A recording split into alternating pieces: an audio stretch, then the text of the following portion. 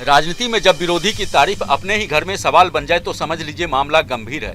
28 दिसंबर को कांग्रेस के स्थापना दिवस पर जो हुआ उसने कांग्रेस ही नहीं बल्कि पूरी राष्ट्रीय राजनीति को सोचने पर मजबूर कर दिया। राहुल गांधी और दिग्विजय सिंह की मुलाकात सामान्य दिखती थी, लेकिन इसके पीछे आरएसएस और बीजेपी को लेकर उठे बयान ने माहौल पूरी तरह बदल दिया। सवाल साफ है कि क्या कांग्रेस अब अपनी वैचारिक जमीन पर खुद ही उलझती नजर आ रही है। विचारधारा में कहीं मतभेद नहीं है, हम सब लोग एक हैं और ये परिवार नेहरू गांधी परिवार एक ऐसा परिवार है जिसमें दो लोग शहीद हुए हैं। तो इस प्रकार से परिवार के अंदर ये फूट डालने के बारे में ये जो बात की भाजपा कर रही है इसकी मैं घोर निंदा करता हूँ। सर, इसके अलावा एक और बात ने जो बात कही, तमाम बातें कि आज संविधान किस तरीके से खतरे में है, तो अब बीजेपी कह रही है कि एक रिमोट कंट्रोल जो है प्रेसिडेंट है खड़गे और पार्टी के अंदर चीजें जो हैं 84 से लेके कोई रिमोट कंट्रोल नहीं है, बिल्कुल ऑन द सीट है और उनका निर्णय ही हम सबके लिए सर्वमान्य है। दरअसल दिग्विजय सिंह ने हाल के दिनों में संघ और बीजेपी के संगठनात्मक ढांचे की तारीफ करते हुए कहा था कि वहां एक आम कार्यकर्ता भी मेहनत के दम पर मुख्यमंत्री और प्रधानमंत्री तक बन सकता है।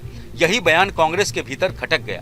28 दिसंबर को जब राहुल गांधी ने दिग्विजय सिंह से हल्के मजाक में कहा कि आपने तो कल कमाल ही कर दिया, तो यह मजाक अपने आप में बहुत कुछ कह गया। कांग्रेस के भीतर यह संदेश साफ था कि इस तरह की तुलना पार्टी लाइन के लिए असहज है। आप सहमत हैं उनसे? मुझे ऐसा लगता है कि उनके एक ट्वीट को, उनके बयान को तोड़ मरोड़ कर बीजेपी प्रस्तुत करे। आप लोग भी ये काम करेंगे तो फिर क्या अंतर रह जाएगा।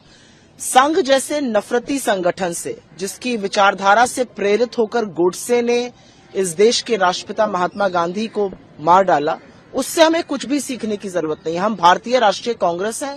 हमने ब्रिटिश हुकूमत, उसके अन्याय, उसके शोषण के खिलाफ आजादी की लड़ाई लड़ी और इसको जन आंदोलन बनाकर लड़ा। हमने इस देश की तमाम कुरीतियों को समाप्त करने का काम किया है। हमें किसी से कुछ सीखने की जरूरत नहीं है। हम भारतीय राष्ट्रीय कांग्रेस है, लोगों को हमसे सीखना चाहिए। इस बयान पर बीजेपी ने तुरंत हमला बोल दिया। बीजेपी नेताओं ने कहा कि कांग्रेस अब खुद मान रही है कि उसका संगठन कमजोर है और संघ बीजेपी का ढांचा मजबूत। बीजेपी का तर्क है कि दशकों तक आरएसएस को गाली देने वाली कांग्रेस आज उसी संगठन की तारीफ सुनने को मजबूर हो गई है। बीजेपी ने इसे कांग्रेस की विचारिक हार कहा और कहा कि राहुल गांधी अपनी पार्टी के नेताओं को संभालने में असहज दिख रहे हैं। राजनीतिक तौर पर यह हमला कांग्रेस के लिए आसान नहीं था। There seems to be utter confusion within the Congress party with regard to the comments on the RSS. Digvijay ji quite correctly pointed out that the RSS, a Swayam Sevak, could rise to become the Prime Minister of India, and he talked about the organizational skills. Others have also supported that view without necessarily being supporters of the RSS. But how can you explain a statement by what seems to be reported in the media by Mr. Manika Tagore, comparing the RSS with the Al-Qaeda? Has the Congress party really lost the plot? What is this desperation of constantly going back and trying to link something or the other with Islamist jihadi organizations like Al-Qaeda? Congress की तरफ से भी सफाई आई। दिग्विजय सिंह ने कहा कि उनकी बात को तोड़ मरोड़ कर पेश किया गया।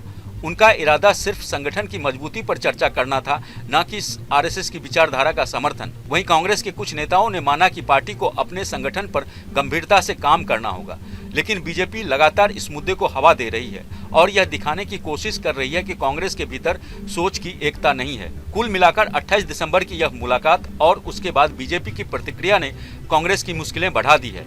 यह सिर्फ एक बयान या मजाक का मामला नहीं रह गया है, बल्कि संगठन, विचारधारा और नेतृत्व की परीक्षा बन गया है। सवाल यह है कि क्या कांग्रेस इस बहस को आत्ममंथन में बदल पाएगी या बीजेपी इसे आने वाले समय में बड़ा राजनीतिक हथियार बना लेगी। फिलहाल इतना तय है कि इस एक बयान ने सियासत में आग जरूर लगा दी है।